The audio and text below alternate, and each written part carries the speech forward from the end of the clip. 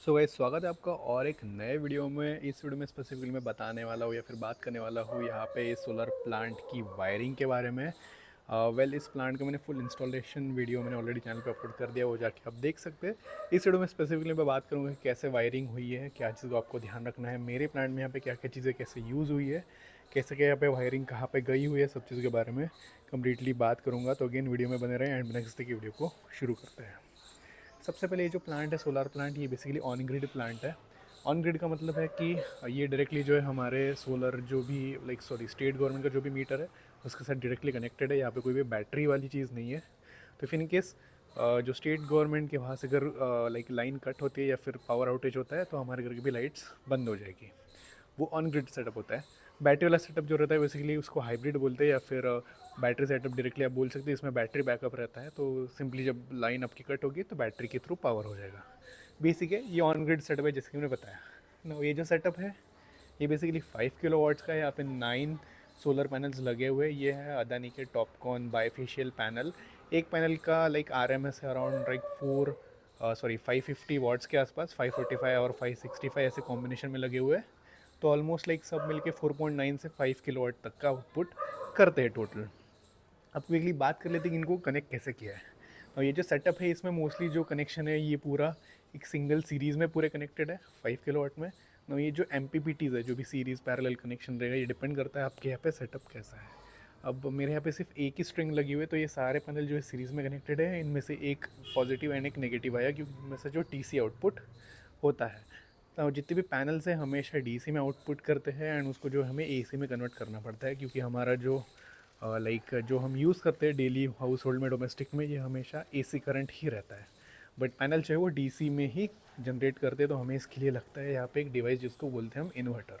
Inverter का काम करना है डीसी को एसी में कन्वर्ट करना है। एंड इसके यहाँ पे आप देख सकते हैं ACDB एंड DCDB, ये दो बॉक्सेस रहते हैं। ये बेसिकली सिक्योरिटी पर्पज़ के लिए लगे होते हैं, ताकि इन केस ऑफ इमरजेंसी आप सिंपली शट डाउन कर सकते हैं। तो रोल ऐसा कुछ है, जैसे कि मैंने बता दिया। ये जो है सीरीज़ कॉम्बिनेशन में, अगेन आपके केस में डिपेंड करता है कि आपके इसमें आउटपुट या फिर कितने किलोवाट का आपका प्लांट लगा हुआ है, उसके ऊपर आपका डिपेंड करेगा कि कैसे ये सिंगल स्ट्रिंग है, डबल स्ट्रिंग है, पैरेलल है, सीरीज़ है, जो भी है। अब इसलिए मैं बात करता हूँ यहाँ पे इन्वर्टर के बारे में। तो ये है सोलरयान कंपनी का 5 किलोवाट कैपेसिटी का इन्वर्टर।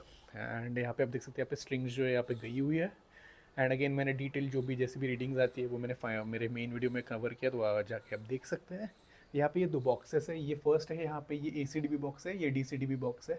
और ये स्ट्रिंग्स जो है ये बेसिकली सोलर पैनल का जो इनपुट है, बेसिकली आउटपुट है, ये सबसे पहले जाता है पे DCDB बॉक्स में।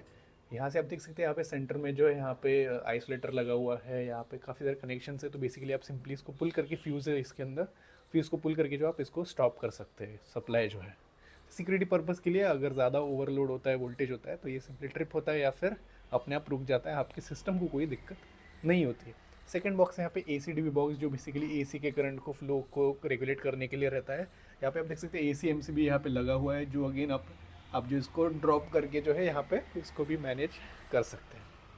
ऊपर यहाँ पे जो है हमारा इन्वर्टर लगा हुआ है। तो सबसे पहले जो यहाँ पे इनपुट आया, बेसिकली आउटपुट आया है सोलर पैनल में से। यहाँ पे गया DCDB बॉक्स में। यहाँ से जो फ्यूज़, आइसोलेटर जो भी है यहाँ पे लगे हुए हैं, यहाँ से जाता है देन इन्वर्टर में। इन्वर्टर का काम, जैसे मैंने सिंपली एक लेने बताया, कि इसको DC को जो है AC में कन्वर्ट करता है। नो अगेन, जैसे कि ये सीरीज़ में कनेक्टेड है, तो सीरीज़ में जो वोल्टेज ऐड हो जाता है, करंट जो है सेम रहता है। तो इसलिए यहाँ पे ऑलमोस्ट 300 से 400 वोल्ट्स तक जो है यहाँ पे आउटपुट आता है DC। और DC करंट जो रहता है काफ़ी ज़्यादा डेंजरस रहता है। तो इसको डायरेक्टली टच करना बहुत ज़्यादा डेंजरस है। इवन आपको AC करंट एक बार लगा तो कुछ इतनी दिक्कत नहीं है, बट DC लगा तो it's like a fatal almost. तो अगेन इसमें से जाता है यहाँ पे इन्वर्टर में। यहाँ पे जो है हमारा करंट एंड वोल्टेज को रेगुलेट करके जो AC करंट में आउटपुट करवाता है, जो हमें डेली यूज़ डोमेस्टिकली कर सकते हैं। तो ये ऑलमोस्ट आउटपुट करता है 240 से 260 वोल्ट्स तक, एंड अराउंड 50 से 60 हर्ट्ज़ की फ्रीक्वेंसी पे।